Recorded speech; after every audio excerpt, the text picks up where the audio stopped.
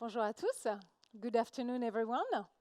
My name is Frédéric Bedos. I'm a journalist and I'm the founder of an NGO of information called Le Projet Imagine.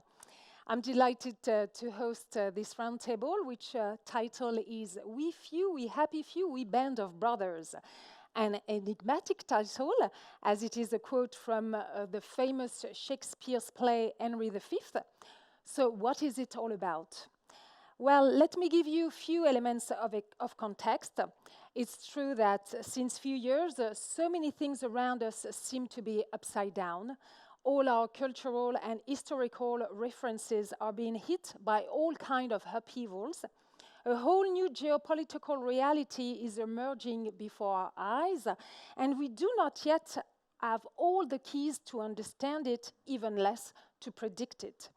Environmental crises, climate change, natural disasters, a pandemic followed very quickly by the return of war on the European soil, destabilization in the Middle East, not to mention the threat of drying up of resources.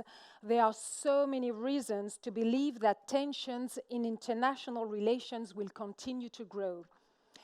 Are we really prepared to face all this? Is the level of awareness and resilience of our countries high enough? One thing is certain, if we want to rise to these challenges, society as a whole must be able to feel concerned and involved. The armed forces must be able to count on the mobilization and support of the population. Citizens must be able to unite in a common effort to defend the country. To explore with us the different aspects on this theme, we have the pleasure to receive three distinguished guests. She is based in Helsinki, but she accepted our invitation without hesitation. She's a researcher from the Finnish Institute of International Affairs, and as a specialist of international relations in the defense policy of Finland, she will be able to tell us everything about the concept called total defense. A big round of applause for Mina Hollander. If you can take a seat. Thank you. So you can see where is your seat. Oh, maybe you can, no, perfect. We've got four seats, perfect. She belongs to the Air and Space Force. She was the first woman appointed to the management of the Air and Space School. And as the former director of the Youth Army Commission, she will be able to give us her vision about the commitment of French youth. Let's welcome on stage Général Dominique Arbiol.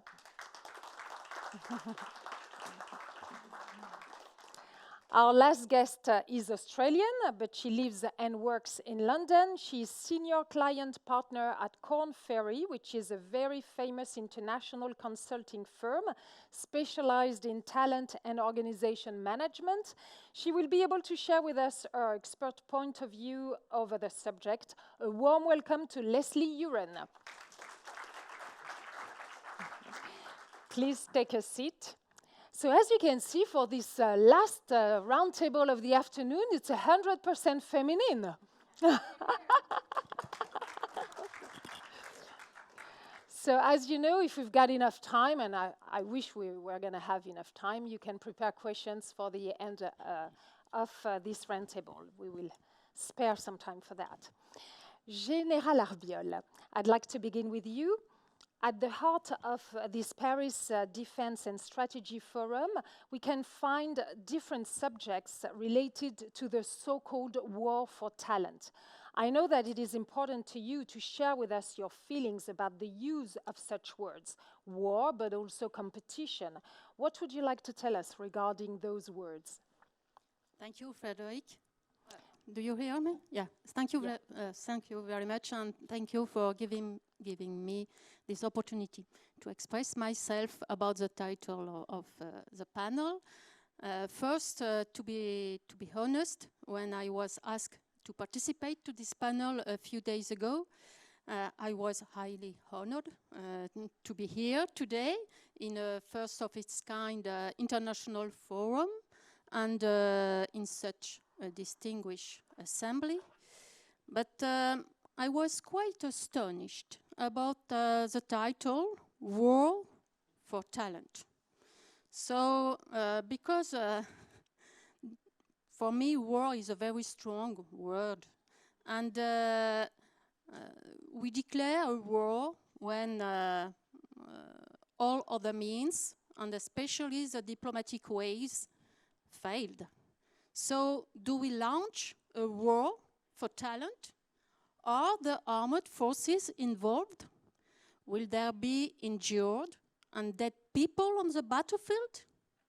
And moreover, who is the enemy to defeat?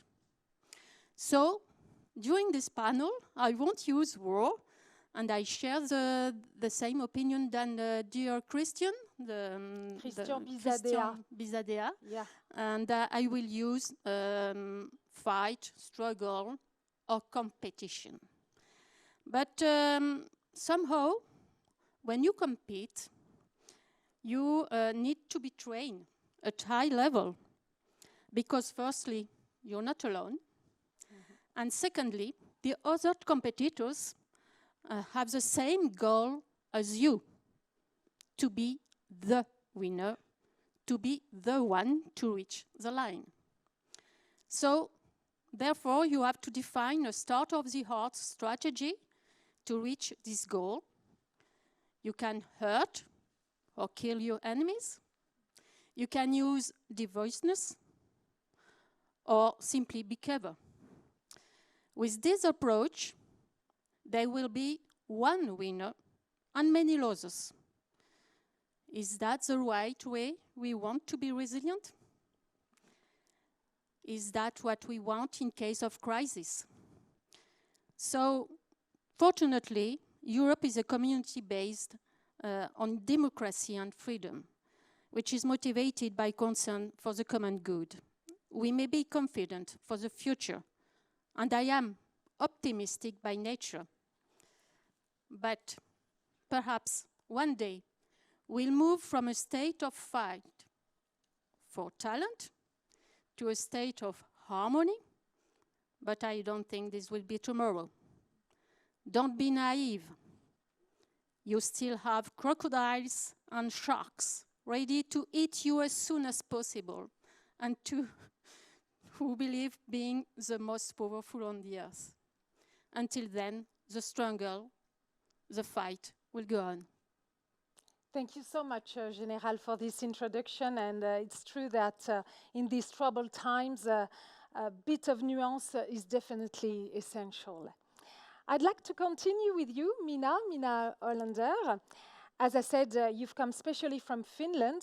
You are a specialist on Finland defense policy. You are a researcher at the Finnish Institute of International Affairs. Before entering into the core of the subject, could you please just tell us what kind of institute it is? Is it private? Is it public? What is it all about? Yeah, thank you very much. First of all, thank you for the invitation and the opportunity to speak here. And of course, I would be happy to introduce FIA very briefly. It's a publicly funded institute. You can imagine it a little bit similar as IFRI here in France. So we are mostly funded by the Finnish Parliament.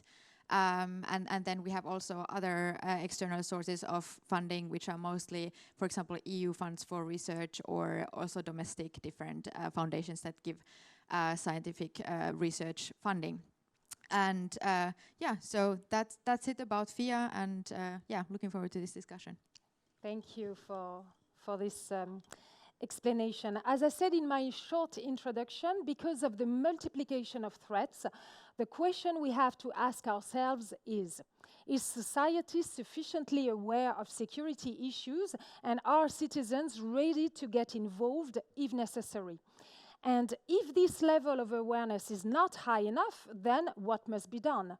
How can we ensure that all citizens will have the will to support the armed forces if something bad happens? If there is a country that has been asking all these questions for a long time, it is Finland. Finland is a concrete example of a country which has taken up this challenge and which has succeeded in putting in place a very inspiring system called total defense. Can you describe to us how does total defense work? Yes, I'm very happy to do that. So first of all, to give you a little bit of an explanation why on earth we Finns are such weird preppers. There's a very simple explanation, and that's mostly on the one hand geographical and on the other hand demographical. So first of all, if you look at the map and you look at where Finland is located, we have a very long border with Russia, 1,340 kilometers tops. And otherwise, we are surrounded by a lot of water with a short land border in the north with Sweden and even shorter with Norway. So this sort of makes Finland a little bit of an island, although we are not an island. But in terms of security of supply especially, this is a challenge. And that sort of explains why we have this mentality in Finland, this preparedness mentality. So we have a very large territory. Finland is actually only a few square kilometers smaller in terms of territory than Germany, but we have a population of only 5.5 million. So that is, as you can imagine, a challenge in terms of how to defend this amount of territory given that there are relatively few people. So this makes security and what we also call comprehensive security a whole of society effort. It's totally clear in Finland that, and this has also been the case in our wars in the past, which were fought against Russia, most of them, actually all of them. Anyways, so this explains kind of why there is this idea in Finland that everybody needs to contribute and all talent is needed and no talent can be wasted. So this is kind of like at the heart of it.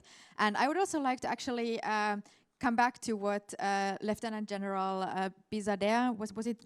I mean, yeah. Anyways, I would also have to double check his name. You give me the opportunity to say it again because some people maybe missed this intervention. It was Lieutenant Christian Bizadeh from it was Romanian intelligence service. Yeah, so I wrote down something quite funny that he said that meeting their HR is like going on a blind date with a serial killer. And if you want to know about like the motivation of the Finnish people to pay a lot of attention to national security, that's the serial killer next door, basically, and that's Russia.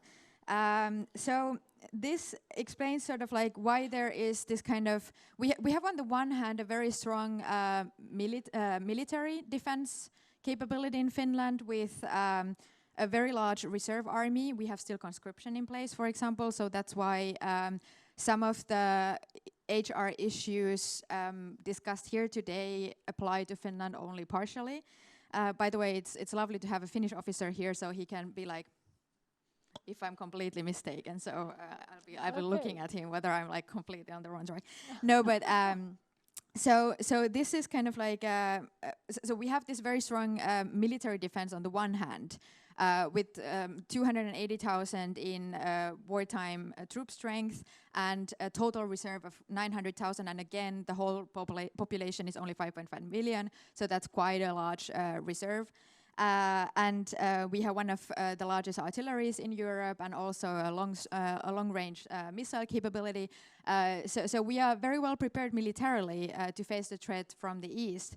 But on the other hand, according to this comprehensive security or total defense concept, the military part of the defense is only the tip of the iceberg.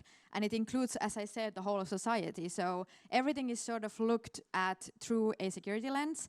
In Finland, the government and administration regularly go through our legislation looking for kind of loopholes and weak links in terms of like crisis preparedness. So it's not only the military defense that we have kept up, but also this kind of system that brings together all key stakeholders from the society, from government, like on the national level and local level, administration, even media, business, providers of critical infrastructure, and so on. And they come together and think about, they play through different worst case scenarios and think about how would we keep the society up and running in XYZ crisis scenario. Not all of these involve war, obviously. It can be also a pandemic or some other disruption of especially the security of supply.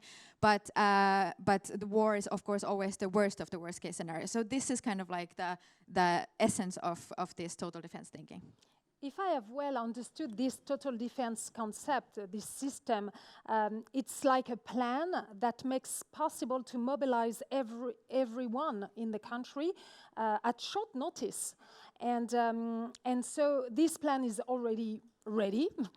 And if I've well understood, the private sector companies, for example, they are fully aware of what could be expected from them if war were to break out. So could you be more specific, more precise about that? Yes. So indeed, there is a lot of like civil-military cooperation and also cooperation between, for example, the Finnish Defense Forces and even private companies. And this all revolves around the concept of security of supply. And we are somewhat obsessed with this concept in Finland. And that's because we are extremely dependent on, for example, the Baltic Sea line of supply. Both commercially, like for private needs, but also militarily. And in a case of crisis or war, this could be, of course, disrupted. So that's why in Finland we have, for example, something called the National Emergency Supply Agency that keeps up supplies, emergency supplies of different things like fuels or medicines and so on. And the role of private companies can be also very relevant in keeping up the security of supply. For example, I mentioned already providers of critical infrastructure that can be energy, electricity, or kind of, I don't know, water supply and other different things that also private companies are providing. And then also, for example, the Finnish public broadcaster has a role as well to play, like should there be a war in terms of informing the population and so on. So there is this kind of like, and all of this is exercised regularly in what's called the National Defense Courses, where all of the stakeholders come together. And I see their Finnish officer is nodding, so I'm on the right track. So where the stakeholders come together for 3 to 4 weeks, and they exercise different scenarios together, so that everybody knows, first of all, who do I call where if there's a disruption in this part of the chain, and so that people also know each other, have each other's phone numbers and so on. So this is also how and then about the private companies, there's one last thing. So the Finnish Defense Forces have, of course, strategic partners like Patria, which is a Finnish defense industrial company, and then also something called Millog, which is doing the military logistics. But then there's also something called production reservation agreements with private companies, which means that an unidentified number of unidentified companies have these agreements with the Finnish Defense Forces, and it's all secret so that they can't be kind of targeted by malign actors. But the idea is that sometimes, for example, the defense forces have paid for some extra production capacity that is ready to be activated in a case of war. And if needed. And right now, the Finnish Defense Forces are actually conducting some exercises with some private companies and activating some of these agreements to see whether the capacity is actually on a sufficient level. So there is already this kind of system in place that has been created over the past decades already. I don't know what you think about it, but I think it's really impressive. I assume a system like this, total defense, relies on a high level of acceptance from the citizens of the country. So is that the case? And if so, was it difficult to obtain? Did it take a big amount of time to explain, to educate? Yes, this definitely relies on a high level of societal acceptance and something that is on a very high level in Finland, that is the willingness to defend the country. In the latest poll, it was like 85% or so of the population said that they would be ready to defend the country with military means, even if the outcome was uncertain. It's a real consensus. Yeah, exactly. There's a total consensus on this, and I would say that this has kind of two sides. Like, it's a coin with two sides. So on the one hand, there is a very clear and intuitive understanding of the threat environment because of our own history of wars with Russia. And then, so this makes it kind of like clear what is at stake potentially. But then there's also sort of like a positive side of the coin, and that is related to the feeling that Finland is a country and society worth defending. So people have the feeling that they have ownership over political processes and decisions, and that they can actually impact things, and that they are doing fairly well. I mean, like, a majority of Finnish people I mean, if you ask any Finn, they will tell you that everything is horrible and like disintegrating and so on. But actually, we have it pretty good, and the Finnish society is a very functional one. So that kind of like gives this high acceptance about, for example, the conscription that is still in place. So we have this old-fashioned model where it's only obligatory for male citizens and voluntary for female citizens, but it's still considered sort of like a honorable duty to do, and it's still like a high percentage of each age group that goes and does the military service, and that also gives a certain interest in military matters. So there's like a very positive connotation with anything related to national defense in Finland. And this has been, of course, like a process of, let's say, 80 years since the last war with Russia. And I think you got a few veterans still alive. Yeah, there are some. A couple of them are still alive. So so this is sort of like the history of where this sentiment comes from. So, of course, what we can have in mind is the fact that talking about the possibility of war or talking about the possibility of a very serious crisis, doesn't that mean taking the risk of spreading fear in society and undermining people's morale? Or on the contrary, maybe it's reassuring? Yes, I think it depends on how you do it. Like if you're just like shouting out loud, like Russia will attack us in maximum 3 years and there's nothing we can do about it, then of course people will panic.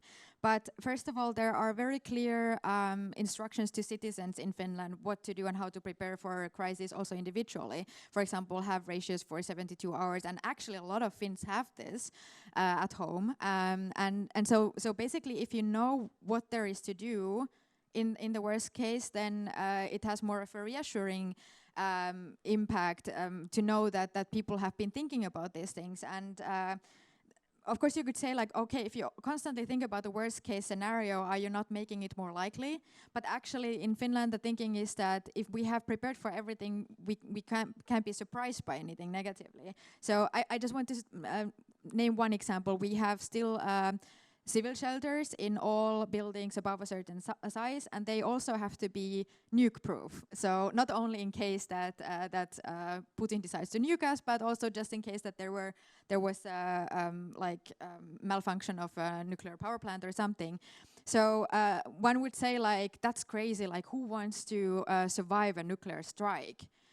But that's not the point. The point is that somebody in Finland has thought about even this very unlikely scenario and prepared for it. So you get this like reassured feeling that their like systems are in place, and that makes it easier, sort of. And I would like to also say that like citizens are not children, or I mean some of them are, but not all citizens are children. And I think that you can also speak with citizens like with grown-up people and explain things to them, and that should be kind of like an approach that governments take. As a matter of fact, 2 years ago, when Vladimir Putin decided to attack Ukraine, it didn't provoke panic in Finland. And you didn't even sound like surprised because you are so well prepared about that. We were certainly disappointed, but then we joined NATO, of course, so... Of course, but you know where the threat can come. It's really identified. Leslie Uren, by listening to Mina Hollander, we understand how ambitious this total defense is. If a European country wanted to develop a similar system, I suppose one of the first steps would be to identify what the defense apparatus might need, both from civilians and businesses. According to you, what would be the best method? How do you think we should arbitrate between the core missions of the forces and other tasks that could be performed by civil society?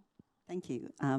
It's a fantastic story listening to this, because I think what strikes me at the heart of Minna's story is the whole discussion around core skills. And you know, when we look to the private sector, and private sector organisations make decisions about what to outsource and what not to outsource, the starting point is always, what are the critical skills that we need to own inside this organisation, the things that really sit at the heart in private industry of our competitive advantage, or in the public sector, the things that sit at the heart of our purpose or our mission.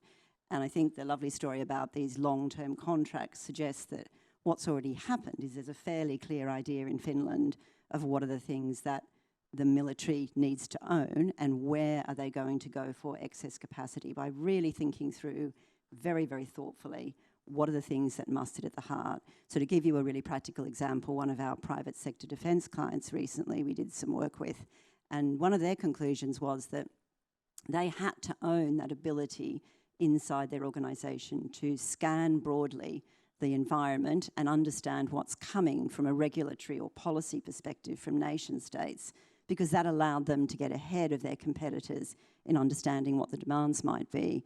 And historically, they'd actually thought about getting someone else to do that work, but they realised that was core and they couldn't give it away. So I think, you know, for the military, you know, there's things like obviously battlefield command skills or your nuclear submariners. What are the things that really only you can do? And that's what needs to sit at the heart of that first decision about what you keep, what do you potentially go to the private industry for. And I think there's a really great example there from Minna's story. And then everyone can take their responsibility and really be a part of it. And that's really interesting. As an expert in talent management, what precious pieces of advice could you give to European armed forces to help them better manage their human resources and requirements talent-wise? Are there new ways of addressing these recruitment issues in this context of talent scarcity? Yeah, it's been very interesting listening to this afternoon the long debate around talent scarcity, and I'm very much with you on the subject of it's got to start with a skills agenda. Back to the first point, you know, what is it? What are the skills that we're looking for? And it's not a war. It's a collaborative effort to try and think about those skills. There's been a lot of discussion around flexible work patterns to help attract in times of talent scarcity. So I won't spend any more time talking about that because there's been a lot of discussion around that. But a couple of other thoughts that I'd put on the table. One is around thinking very long term. So if I give you an example from another industry, which is energy, one of our clients in the UK has had a schools outreach program now for probably about 15 years to try and encourage students to take on STEM skills. And we're talking primary school children, so children sort of 10 and 11. And this outreach program invites children into the electricity distribution centres. It shows them what an engineering career would look like. And that's been running now for probably 10 or 15 years. So it's really thinking long term. Another one of our clients, which is a veterinary diagnostics equipment specialist, so you're already talking pretty specialised organisation, has a need for individuals who are veterinary radiographers. And again, you're getting niche and niche and niche. And one of the things they did a few years ago was identify all the students everywhere in the world that were graduating as radiographers so they could start to build a relationship with them in their first year of university as they were going into that degree. So they knew who they all were before they even graduated. So there's something about being smart about how you build those long-term pipelines. Another client of ours in the semiconductor industry literally built their head office where one of the key universities is in Europe, turning out people who can design chips. So rather than trying to track them into their domain, they went to where the students were and built their building there. So there's a lot about being smart. It's about being creative. One other final example I'll leave you with, a client who had continual challenges hiring call centre people, which doesn't seem like it's particularly complicated in the context of everything everyone does here, but if service sits at the heart of what you do, that's really important. So they decided to hire actors, because actors are always on the lookout for a short gig, and they're quite happy to do a bit of work and then go off on a audition, and then maybe they go and get a piece of work and then come back. They developed this incredibly flexible work pattern and sought out a group of people who might not be logically how you would fill that talent scarcity. So it's think long term, it's be intelligent about how you build those long-term relationships, and it's also think a little bit laterally to the point, I can't remember who else made, about where those, you know, unusual, non-obvious pools of talent might be. It's really inspiring. And it's true that in the industrial sector, everything is about long-term strategy, so you really get to predict, and it's a bet also. Absolutely. Yeah. So to attract talent and even more to strengthen the link with society as a whole, am I wrong if I say that this is a cultural fight that we have to deal with? Yes, I think, and again, we've had some wonderful examples from Minna today, but I think all of us need to look for inspirational places to learn and to take ideas from. And one of the best examples, I think, of winning almost a cultural change or cultural battle of mindset and attitude is actually in women's football in the UK. I don't know how many of you have been football fans and have been following the journey there, but the English Football Association created a plan back in 2017 called a Game Plan for Growth, and it was all about encouraging women's participation in football, but also encouraging the participation of family and friends and parents as well. So it wasn't just targeted at the women. Now, if you fast forward from 2017, I don't know how many of you know about the success that the England women's football team had. I suppose you do, she says. They've had an enormous success, but not just on the field. They've increased participation in the actual attendance of games by 172%. And they've done that through engaging the whole community. And they started with a series of grassroots programs, which had to fix the fundamental problem of finding places for women to play.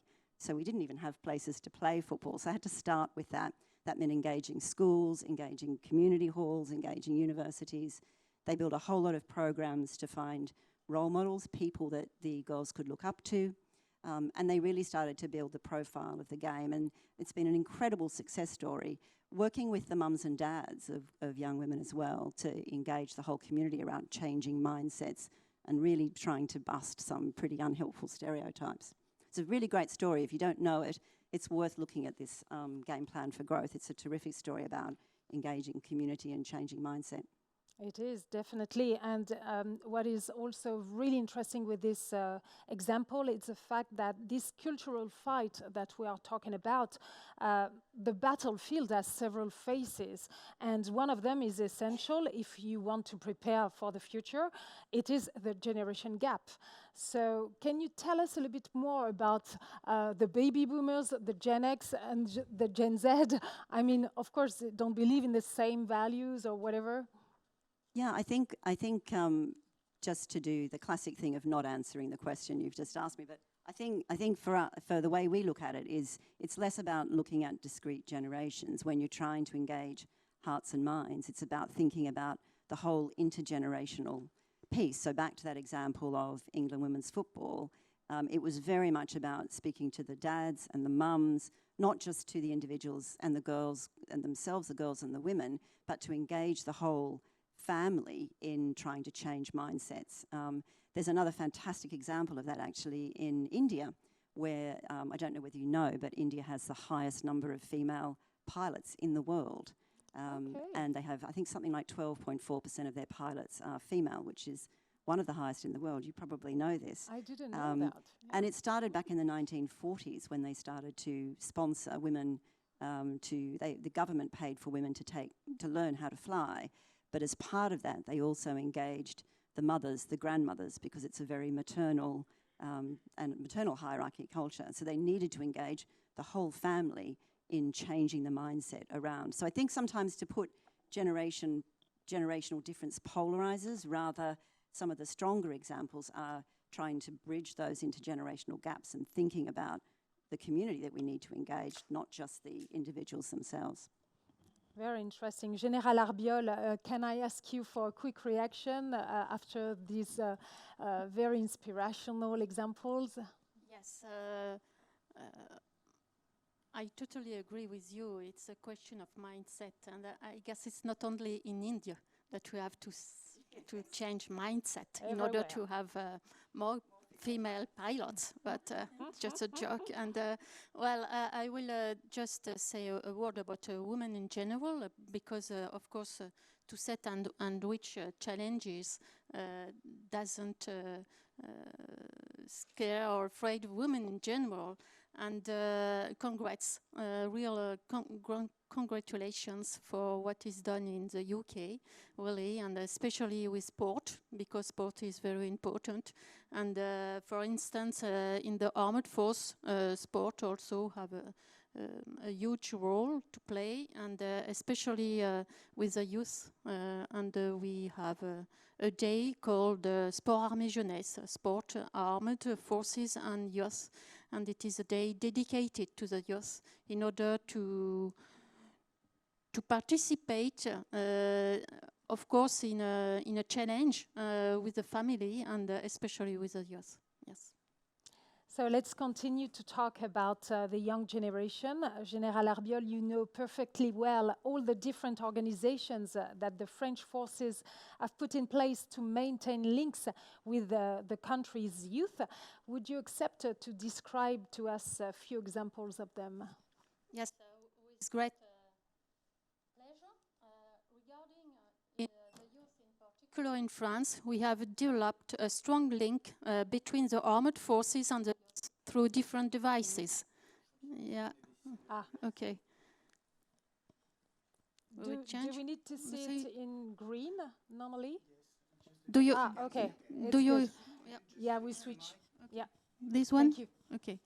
So I will present to you some devices, but I cannot quote all of them because they're very numerous and the duration of the panel is too short. I would just underline 2 or 3 of them as a JDC, Journée de défense et citoyenneté, les classes de défense, or defense classes, and the EAG, les escadrilles air jeunesse. I will give you a short overview of these 3 institutional mechanisms. In the French Ministry of the Armed Forces, the policy dedicated to the youth has been led since 2021 by the Ambition Armées Jeunesse plan, which aims to facilitate the rendezvous between the armed forces and the youth. Since the pause of our national service in 1997, it is clear that French youth have little knowledge of the defense issues. It therefore appears necessary to develop future citizens' consideration for defense and security issues, while allowing them to discover the related jobs. It was aborded this afternoon in a previous panel. Thus, in France exists an institutionalized day named the Defense and Citizenship Day, the JDC. Mm-hmm. Who is concerned by this JDC? Each year, an entire age group between 16 and 25 attends the Defense and Citizenship Day. It is a mandatory day which reminds everyone that our freedom has a price. In coordination with the forces, direction and services, the direction of the National Service and Youth is in charge of organizing these days in metropolis and overseas. In les classes de défense, French military units sponsor primary schools or high schools. It is a win-win cooperation launched generally by a teacher, a history or geography teacher. He or she contacts a local military unit that accepts with great pleasure to sponsor a selected class. For example, the Barral Lycée in Castres, south of France, is sponsored by the 8e RPIMA, donc an army regiment, and the Lycée Saint-Paul at La Réunion is sponsored by the Champlain, a French Navy ship. The defense classes is an answer to a shared desire between military people and the Ministry of National Education to transmit the benchmark, knowledge and values young people need to build their ability for engagement and resilience. This is a way to foster interest for defense matters. It is a real fruitful partnership between 3 French ministries: the Ministry of National Education, the Ministry of Agriculture, and the Ministry of the Armed Forces. Another device is the Escadrille Air Jeunesse, the EAG. In the French Air and Space Forces, the Escadrille Air Jeunesse is a real success. Boys and girls between 12 and 25-year-olds who are fond of aeronautical and space can join the team. They share the Air Force values, respect, integrity, service and excellence, within 3 strategic axes: attractiveness, citizenship, and social justice in the service of national cohesion. The team members meet 2 or 4 times per month. Their supervision is provided by operational reservists or volunteers. As I mentioned previously, one goal is to promote the AAG system as a tool for social inclusion and strengthening resilience. In my opinion, no matter if they join the Air Force or not, of course, we will prefer them to do so. But the most important is the way they could be resilient in case of crisis. They learn the basis within they are in the EAG. And what they learned during their stay will be useful during all their entire life. Of course, these rendezvous are a unique opportunity to discover the military world and its multiple jobs. Having in mind the challenges that we are all coping with, measures of that kind strengthen the link between the armed force and the civil society.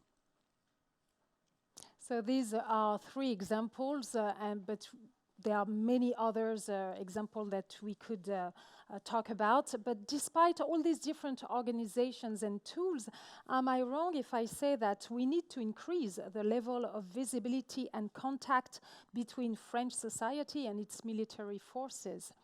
Yes, yes, because due to budget restriction in the 19th, we reduce the volume of our French armed forces in what we call general review of public policies.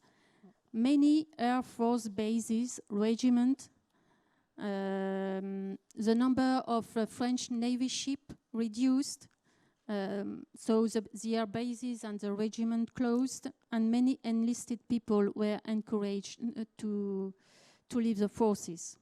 One consequence is that today the surface of contact with the rest of the society is reduced.